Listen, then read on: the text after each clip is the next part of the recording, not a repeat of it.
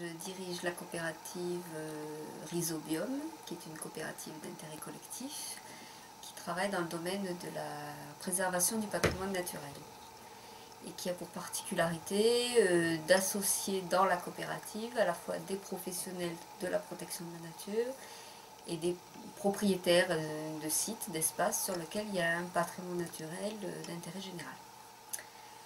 J'ai contribué à la création de cette coopérative avec tout un collectif. Nous sommes aujourd'hui 19 associés. Et en fait, nous faisons un travail de médiation environnementale, c'est-à-dire qu'on fait le lien entre des politiques publiques de préservation du patrimoine naturel et les propriétaires des sites sur lesquels ce patrimoine naturel est présent. On a voulu faire le pari qu'on était capable de travailler autrement et qu'on était capable surtout de travailler en coopération, parce que les valeurs coopératives sont très fortes pour nous, et de se dire on ne peut pas travailler les uns sans les autres.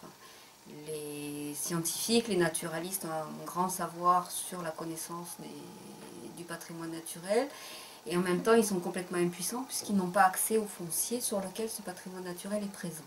Et les propriétaires de leur côté sont démunis parce qu'ils sont propriétaires d'un bien parce que souvent ils ne connaissent pas, dont ils ne connaissent souvent pas les qualités et les services qu'ils rendent d'un point de vue écologique ou hydrologique, puisque nous on travaillait sur les zones humides. Donc l'idée c'était de réunir ces deux familles d'acteurs et de les faire travailler autrement ensemble. Donc ça c'était un challenge dans le domaine de la protection de la nature. On a été les premiers en France à vouloir expérimenter cette façon de faire, ce modèle-là.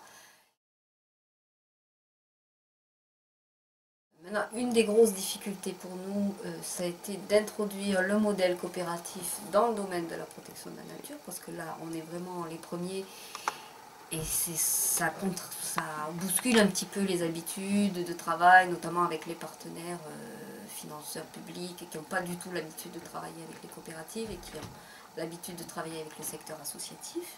Ensuite, une des grosses difficultés, c'est la difficulté économique, puisque le domaine de la protection de la nature, le patrimoine naturel, c'est pas encore un domaine sur lequel il y a énormément de moyens pour mettre en place des actions. Donc elle ne permet pas, d'abord elle impose des délais de paiement extrêmement longs, donc ça c'est très très lourd pour la coopérative, et elle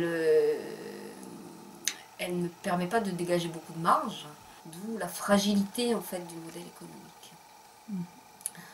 Alors comment on s'en est sorti de cette grosse difficulté?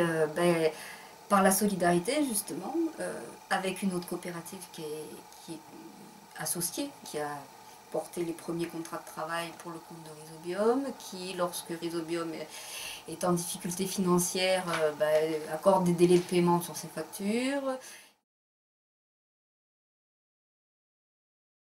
À partir du moment où on sent qu'il y a un besoin qui n'est pas satisfait et auquel il y a un intérêt à développer un service qui va y répondre, même si le modèle économique n'existe pas, même si le modèle juridique n'existe pas, il faut l'inventer.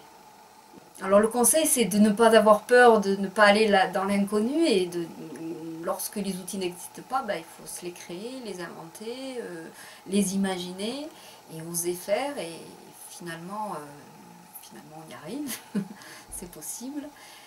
Et je crois qu'il faut surtout avoir confiance en son projet, confiance en son collectif. Alors ça c'est très important.